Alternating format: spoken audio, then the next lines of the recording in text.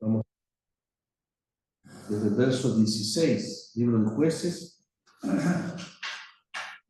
el capítulo 1, el verso 16.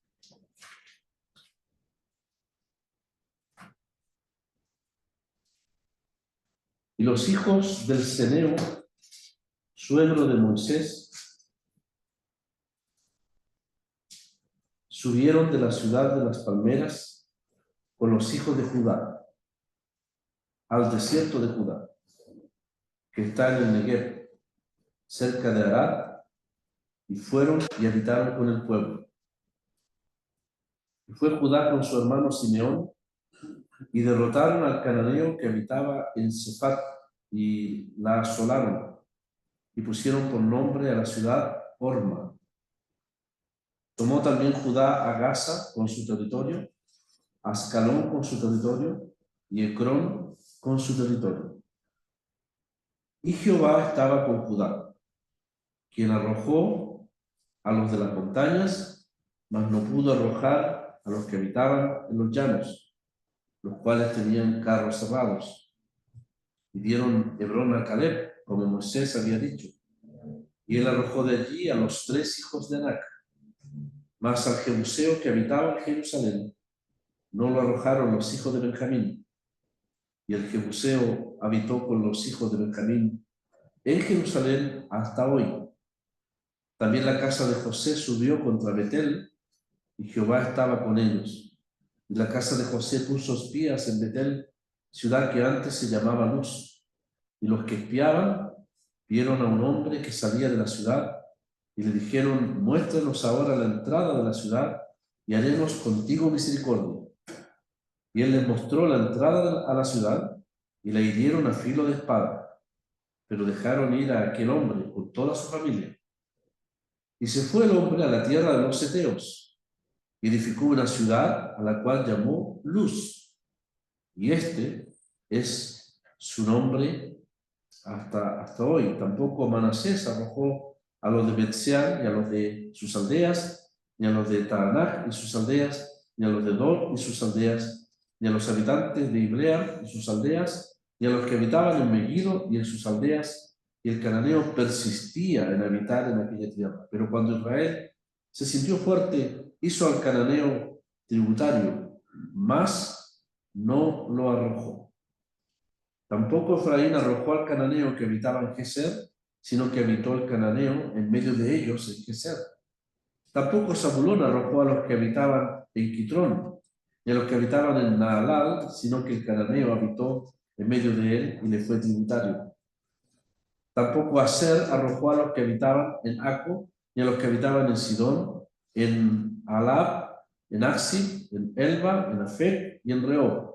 Y moró Aser entre los cananeos que habitaban en la tierra, pues no los arrojó.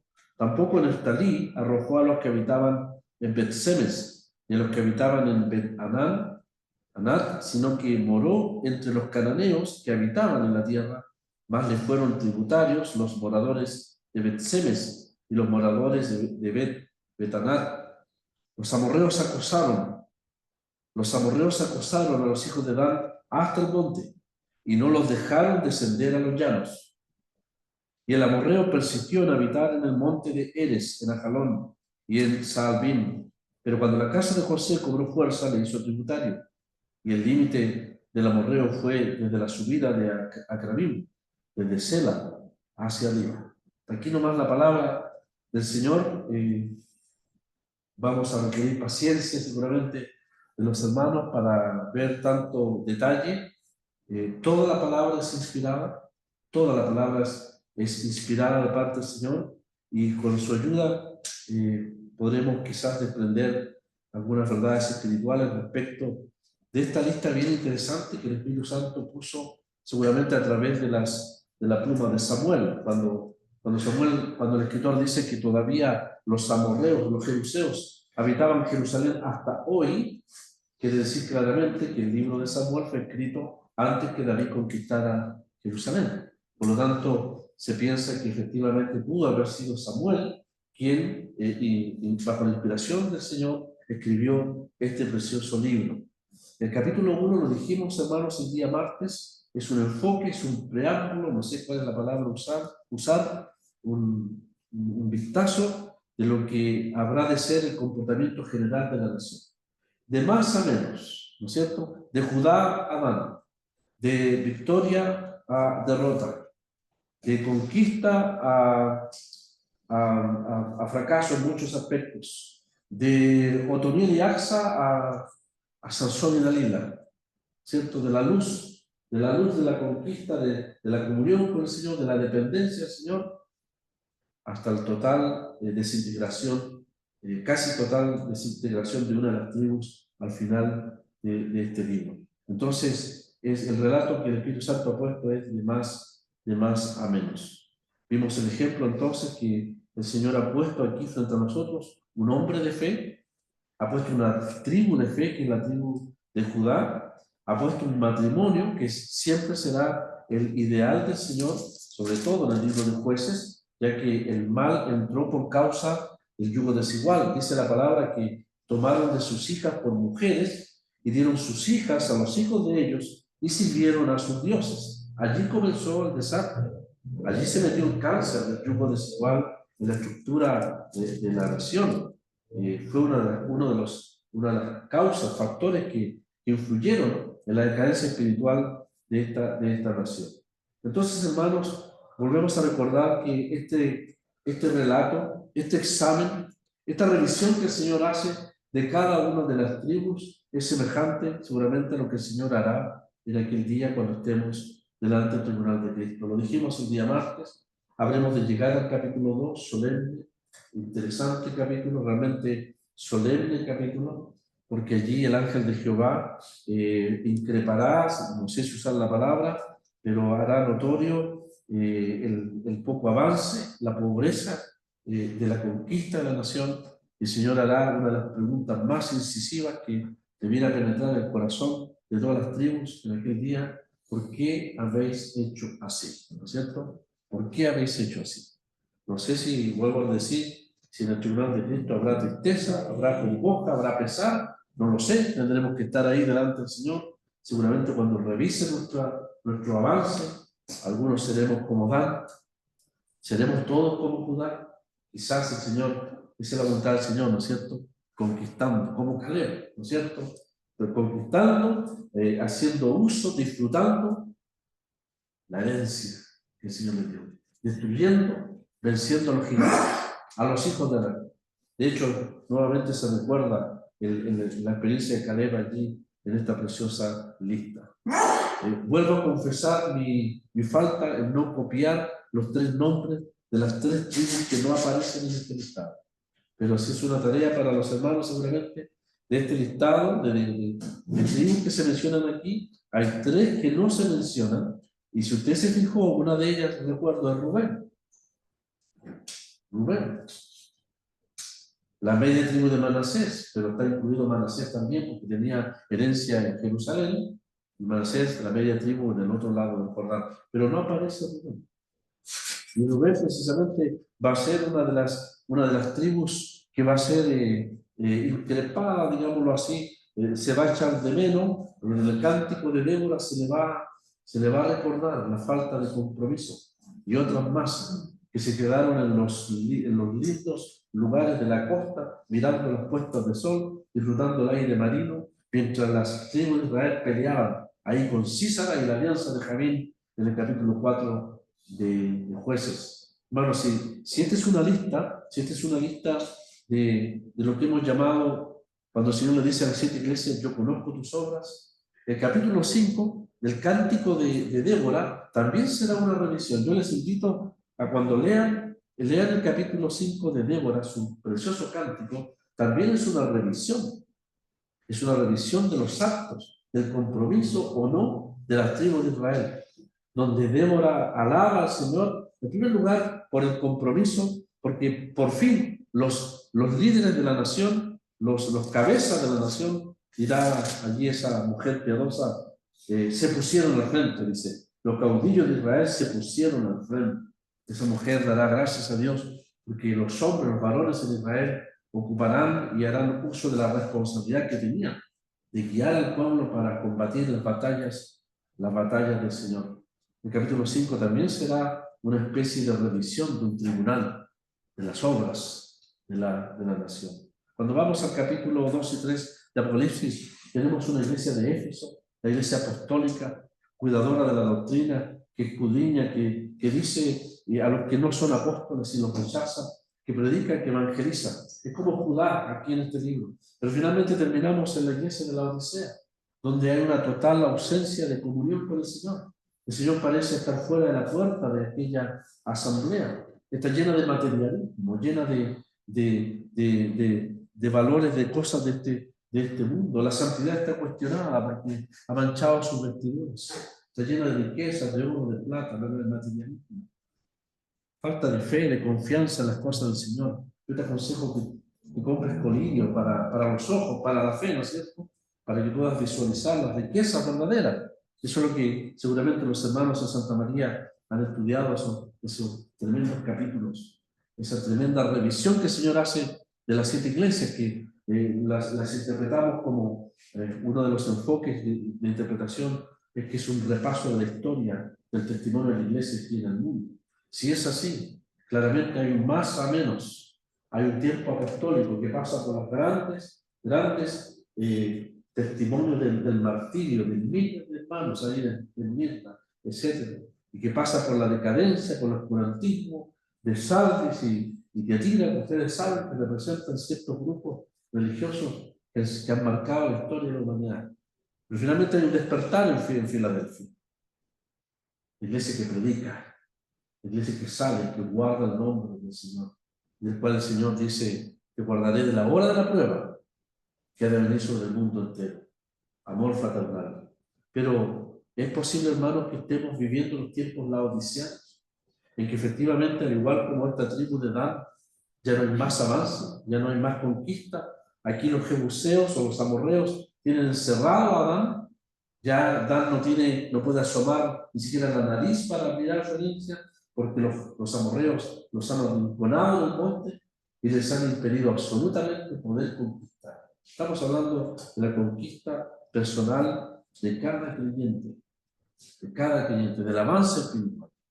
Hay enemigos en la vida cristiana, los hemos visto, los hemos identificado en los hijos de Anak.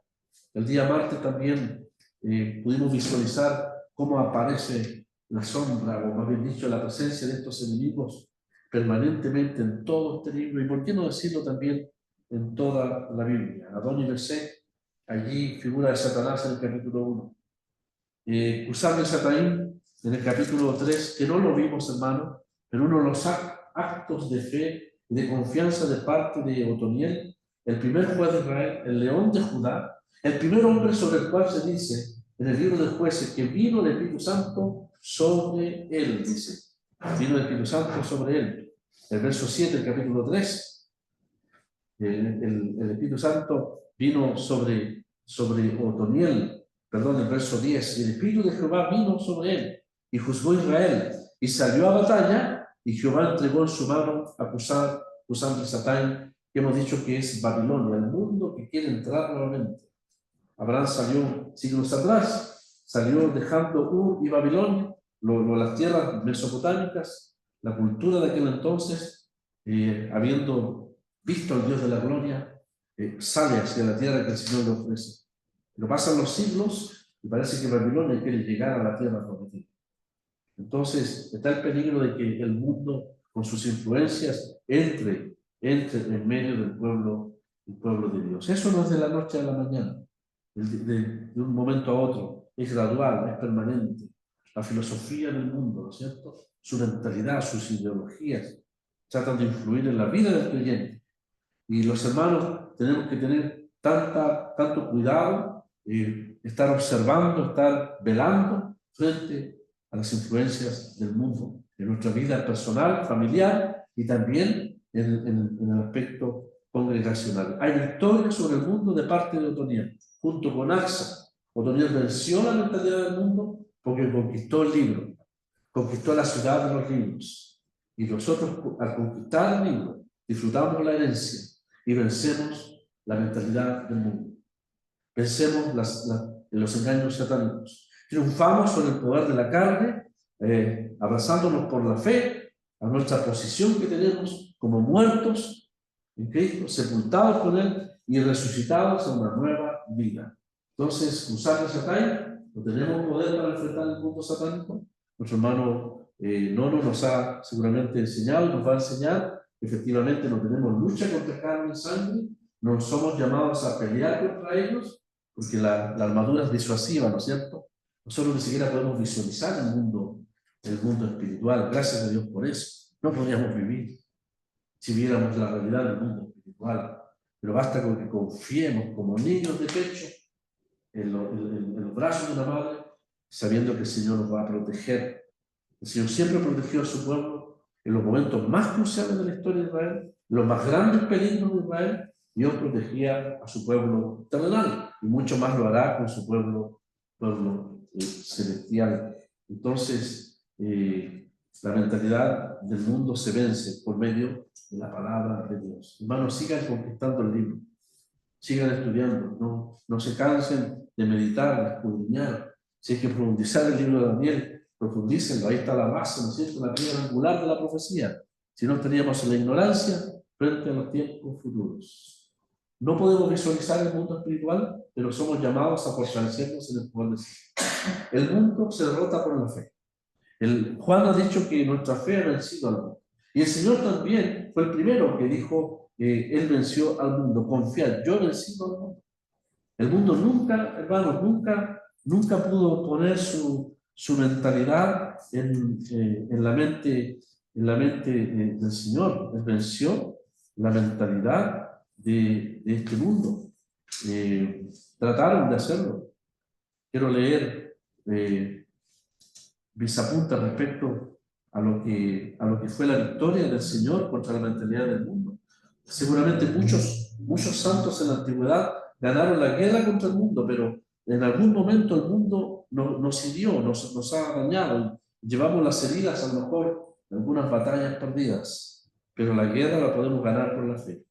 En cambio, el Señor, el que dijo, yo he vencido al mundo, Él salió invicto en esta guerra contra la mentalidad del mundo. Ninguna batalla ganó el mundo en la mente del Señor, ni en su alma ni en su cuerpo. La verdad es que el mundo no pudo engañar la mente, ni contaminó el espíritu, y jamás pudo cautivar los afectos y el corazón del Señor. Cuando el mundo no pudo derrotarlo, cuando el mundo no pudo derrotar al Señor, el mundo manifestó su tremendo odio contra su cuerpo y alma. Como el mundo no pudo poner su molde en la mente de Cristo, en su odio malvado, puso sobre su cabeza una corona de espinas. No pudo penetrar, el mundo no pudo penetrar con su engaño la mentalidad del Señor, pero son de burla, de una manera cruel, pusieron de despecho una corona de espinas sobre su cabeza. Fue en el Calvario donde todos los poderes del mundo intentaron doblegar al Señor en la gran batalla del Gólgota. Por eso, un autor cristiano, me acuerdo que hace muchos años, en un video, un autor cristiano decía, mire, cuando el Señor iba saliendo, Gólgota es el cráneo, es la batalla del Gólgota, porque al parecer la colina tenía la figura del cráneo. Allí está la batalla. No solamente es la batalla frente el Señor frente a la muerte. Cada creyente tiene que enfrentar la más grande batalla. ¿Dónde está el conflicto? ¿Dónde está la lucha?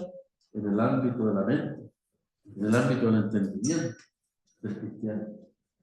La victoria sobre el pecado es rotunda cuando el creyente, su mente es iluminada respecto al valor de su posición en Cristo y a la sin razón, al despropósito que el pecado tiene en nuestra vida, si cedemos a él. La primera gran victoria está en el ámbito del entendimiento. Por eso la importancia de la palabra de Dios. No dejo de insistir en que Otoniel conquistó los libros. La palabra de Dios trae entendimiento. La mente de Cristo, plasmada en la inspiración de la Biblia, en el Nuevo Testamento, la podemos tener cuando escudriñamos la palabra de Dios. No digo la omnisciencia del Señor, no solo es omnisciente, pero sí la mente de Cristo, el punto de vista de Dios respecto a todo lo que nos rodea. La primera batalla está, y decía el hermano, el conflicto del cráneo. El conflicto del cráneo. Gólgota no es solamente el lugar de la muerte, es el lugar donde está la gran batalla. Hermano, ustedes cuando ven las redes sociales, cuando ven los ámbitos filosóficos, políticos, sociales, se dan cuenta que efectivamente hay una batalla por la mente de los hombres. Y Satanás quiere cautivar o engañar la mentalidad de los hombres. Y si no fuera por la palabra de Dios, que es una luz, que es un faro, que nos preserva de los engaños de este mundo, que nos revela la verdad del futuro, que nos revela la posición presente, estaríamos en la más absoluta oscuridad y tinieblas. Estaríamos como esos subyugados bajo Adón y Mesec, sirviendo al Dios de este siglo. Estaríamos dominados por Cusán y Sataín, el Dios de este mundo, el mundo mismo. Estaríamos engordando obesamente, lo digo con respeto, mórbidamente, nuestra carne, aún siendo creyentes, entregado, dominada total, dominándonos totalmente. Y la vida nueva, totalmente desplazada, desnutrida, si es posible decirlo, espiritualmente. Todo el capítulo 1 es un ámbito de batalla. Y el Señor fue el primero que venció en el Calvario a todos los poderes del mundo que trataron de doblegarlo, lo hemos dicho en la batalla del Gólgota, o la calavera, o también llamado el monte del cráneo, donde la mente, el alma y el cuerpo y los afectos del Señor fueron probados a grado sumo. Pero Él, en obediencia suprema a su Padre, los venció a todos. Yo he vencido al mundo. Satanás, el diablo, dice, ha sido juzgado. Bueno, y respecto al Señor, nunca se puede hablar de carne, ¿no es cierto?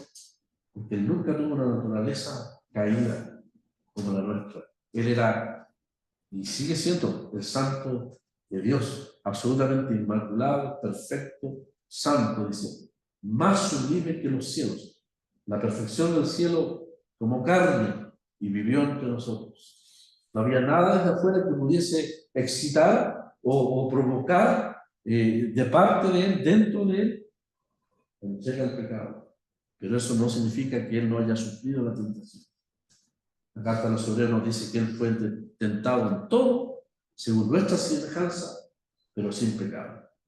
Y el que sea perfecto y absolutamente santo, no le hacía insensible a lo terrible que es la tentación del pecado.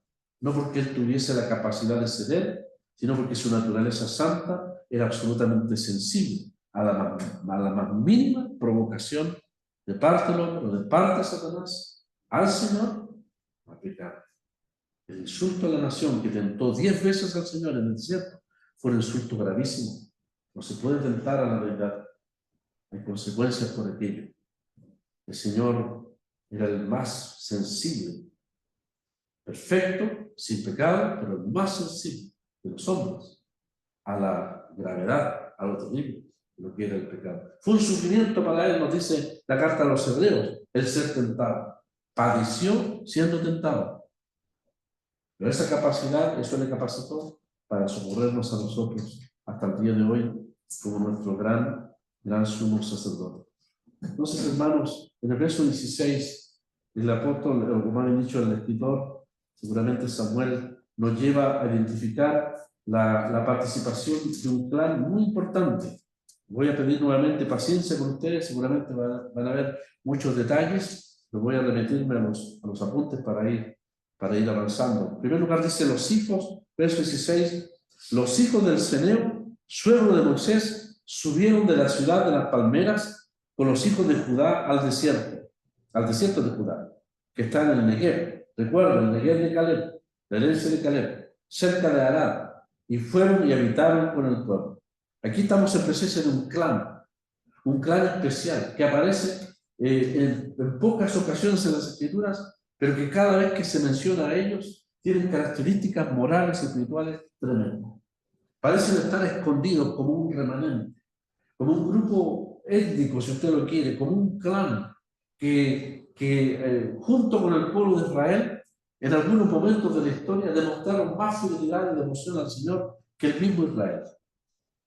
Los ceneos, descendientes del hijo, o más bien dicho, del cuñado de Moisés, descendiente, hijo del suegro, así le llama la escritura, los ceneos. Ellos estaban en Egipto, seguramente salieron también con Israel. Otros pueblos también salieron y fueron causa, nos dice el libro de Números, de la provocación de Israel, por las cebollas, los melones, los puerros, etc. Como dice la escritura que sintieron un gran deseo. Esas son algunas naciones de los pueblos extranjeros, pero no se dice eso de los ceneos. Ellos acompañaron, Moisés rogó a su cuñado, a uno de sus cuñados, hijo de Jetro, Obad, dice la palabra, eso se encuentra, si usted lo quiere allí, en Números 10, 29, dice que Obad, el cuñado de Moisés, es invitado a salir de Egipto junto con Israel. Y en ese día memorable de la Pascua salen con Israel. Son testigos del gran poder de Dios derrotando al imperio de Egipto. Y vieron todos los milagros y los grandes hazañas del Señor que les trajo a la tierra prometida. De alguna manera este pariente llegó y Moisés le pidió que le guiara. Vosotros seréis nuestros ojos en el desierto. Ellos tenían experiencia en el desierto.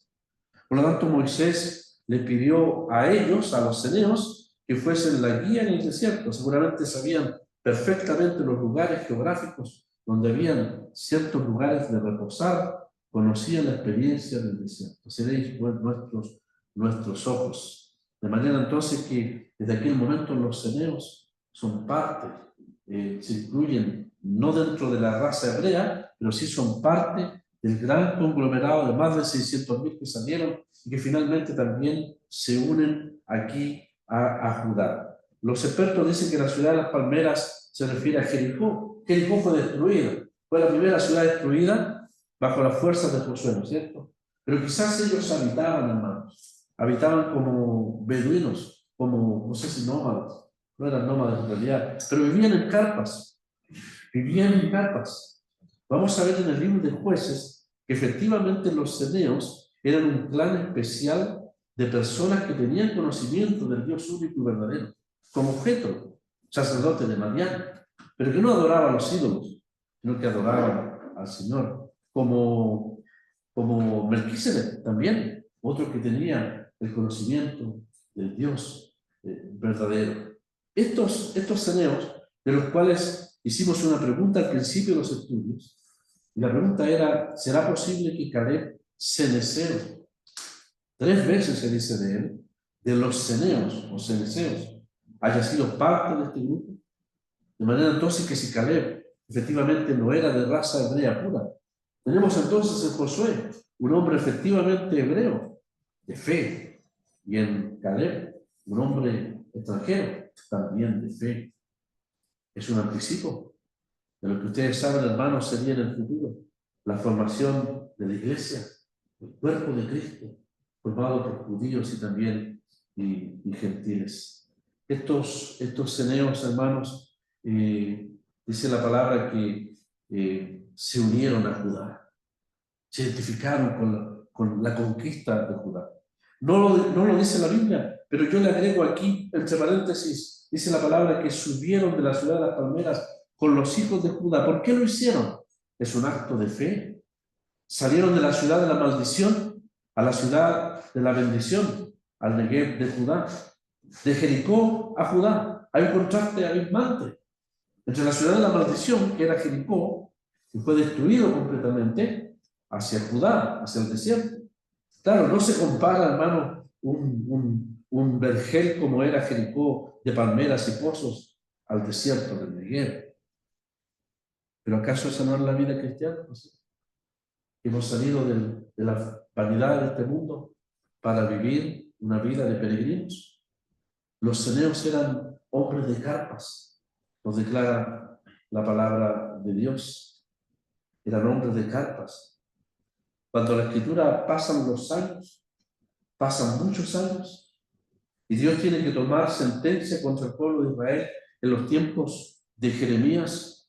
El Señor le dice a Jeremías, ve, dice, y reúne a los recabitas, a los hijos de Recab, y llévalos al templo, dice, y hazles beber vino.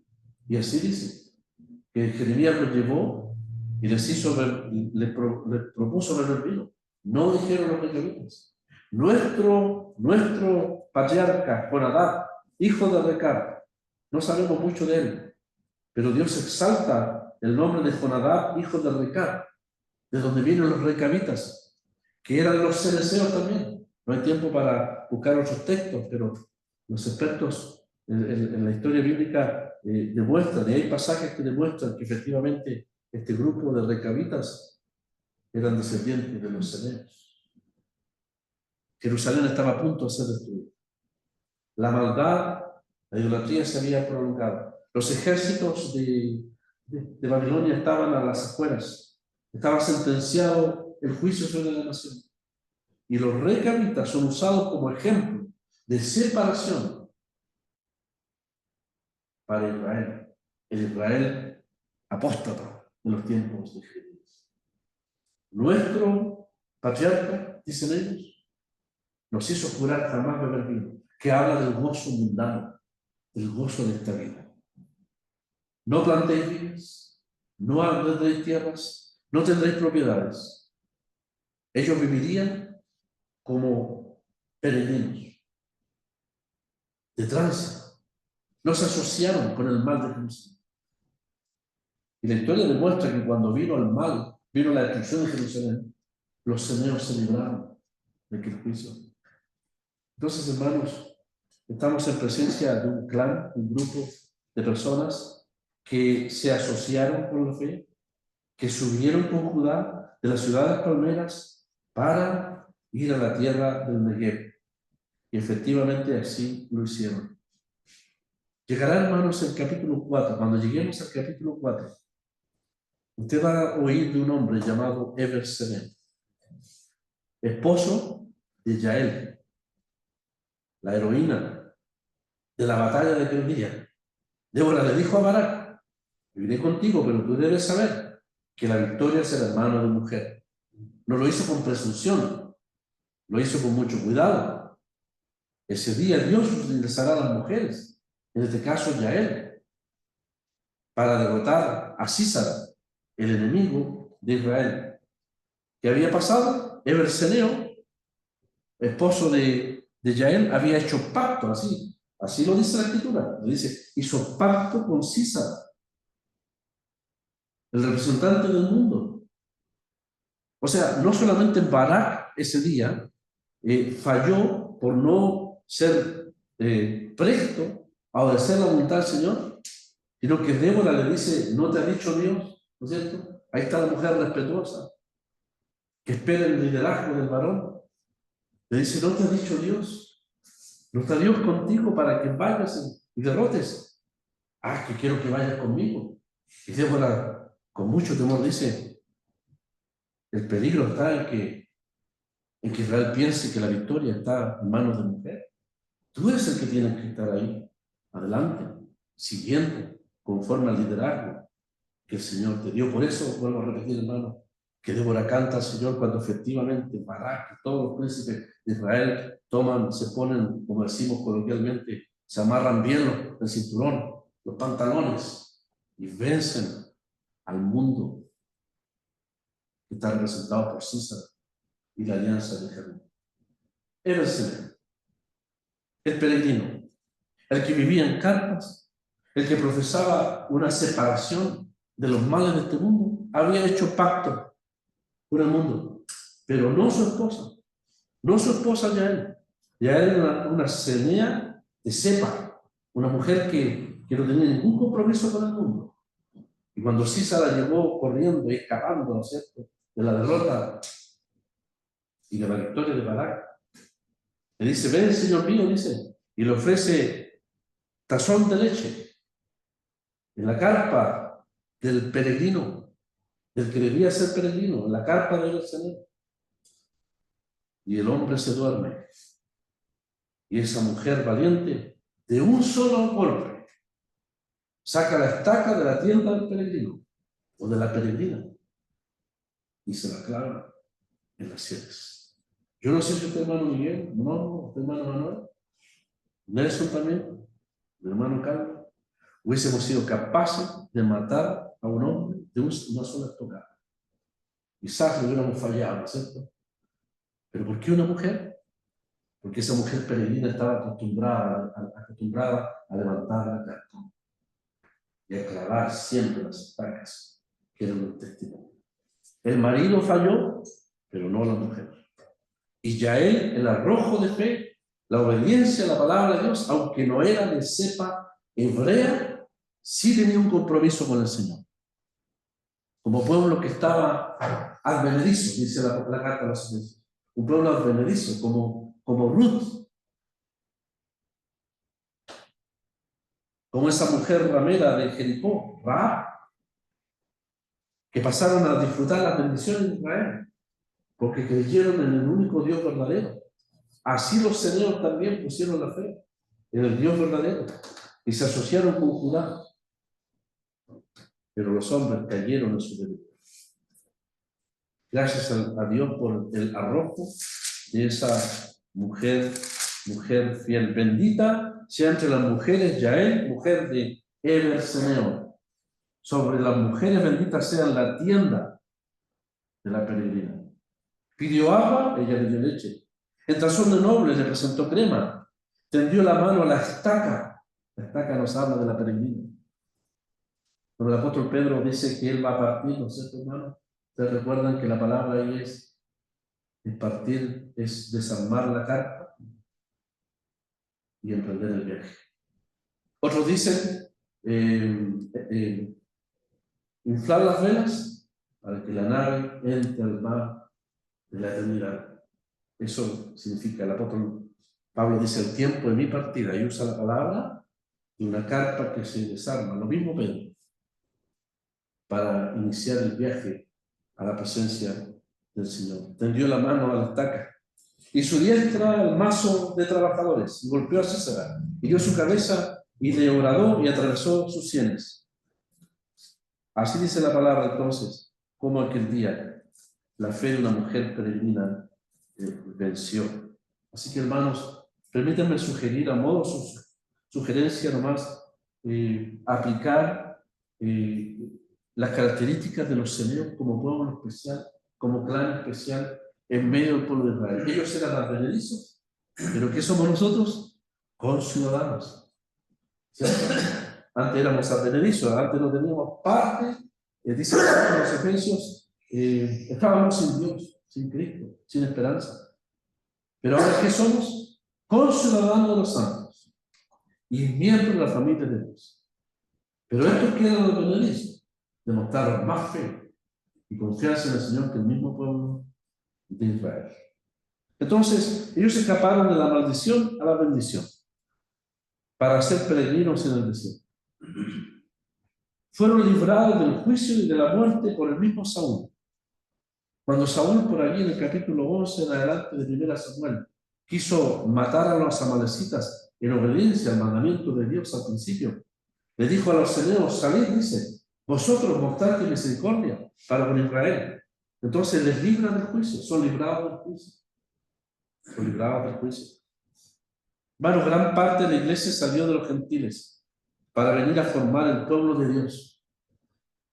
De la misma manera, los ceneos extranjeros se convirtieron al Dios verdadero para disfrutar de las bendiciones del pueblo terrenal de Dios, como fue el caso de Obad, cuñado de Moisés, y todo su clan, y los recabitas en el futuro, y todo su clan, que establecieron un testimonio de separación en medio de Israel.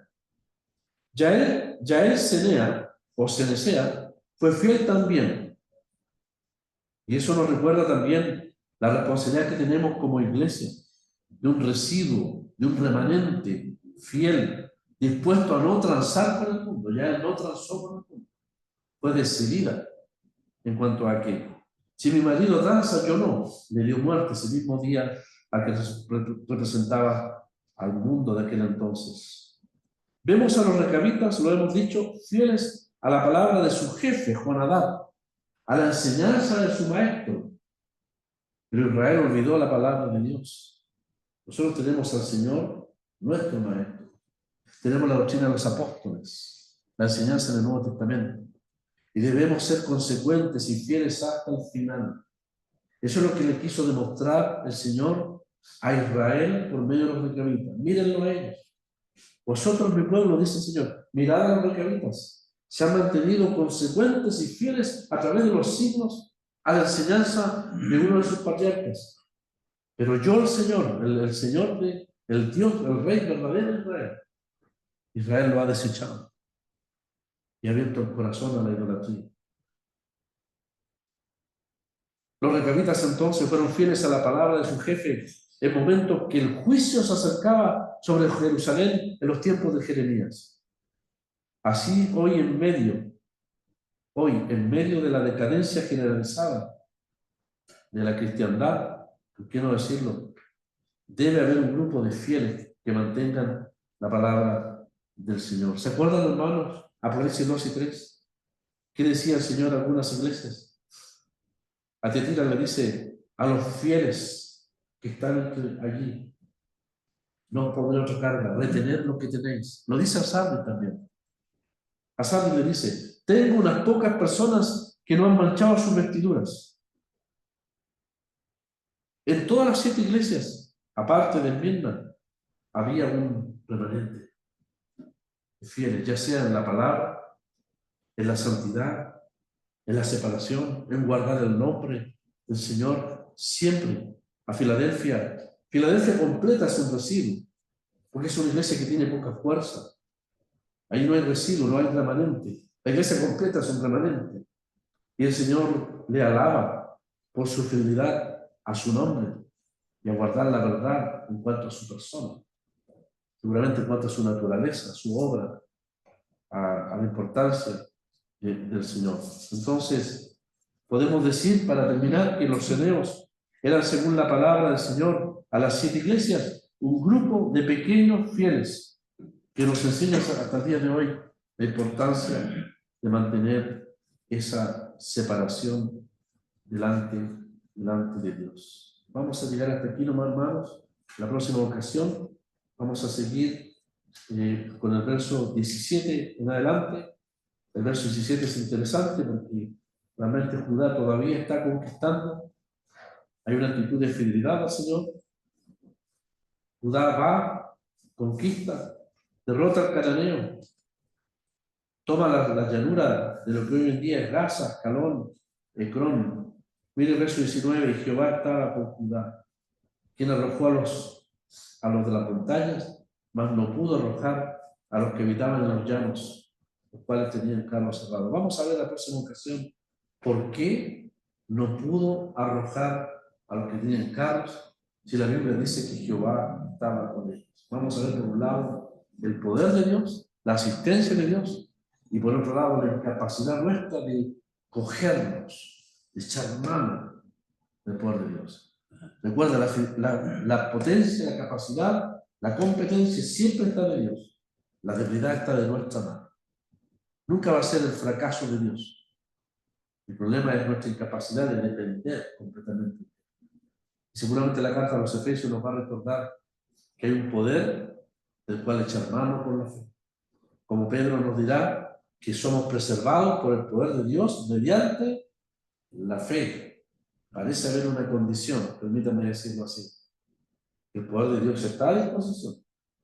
Pero ¿cómo se canaliza? ¿Cómo se echa mano? Es la fe, la permanente confianza del creyente. Echar mano de sí. De parte de Dios está a la disposición. De parte nuestra tiene que estar la entrega, la dependencia total y absoluta. Vamos a ver ese contraste. Por lo menos en el capítulo 18, versos 18 y 17, Judá vence, quema completamente la ciudad de Orma, sin medias tintas, sin diluir la palabra. Hay que raer a los enemigos. Y hasta el verso 17 hay victoria, pero el verso 19 es el comienzo de la decadencia, tristemente, de la tribu de Judá. Jehová va a estar con ellos. El asunto es que si nosotros estamos en disposición de echar mano completamente de los recursos de Dios, precisamente para poder vencer tan grandes enemigos como el mundo, como Satanás, como la carne, Adón y Besek, Usar y Satán, y el Eglón de Moab. Ahí están presentes. Como los 3 hijos de Adán, grandes, ¿no es cierto? Pero el poder de Dios es superior, infinitamente más grande. Por lo tanto, hay victoria de parte de Dios. Dios nos garantiza la victoria. ¿O será que no es una realidad de nuestra vida? ¿Puedo vencer sobre mi propia carne? ¿Puedo mantenerme protegido de los engaños satánicos? ¿Puedo vencer en mi mentalidad sobre el mundo? Claro que sí. Dios nos ha dado todos los recursos para hacerlo. Falla bastante de parte nuestra. Y este libro nos enseña, dentro de todas las cosas que nos enseña, nos invita a echar, a cogerse, a recurrir, a acudir, a depender completamente de lo que el Señor ha dejado para nosotros. El Señor bendiga su palabra, hermanos, y nos bendiga ampliamente a todos ustedes. Muchas gracias.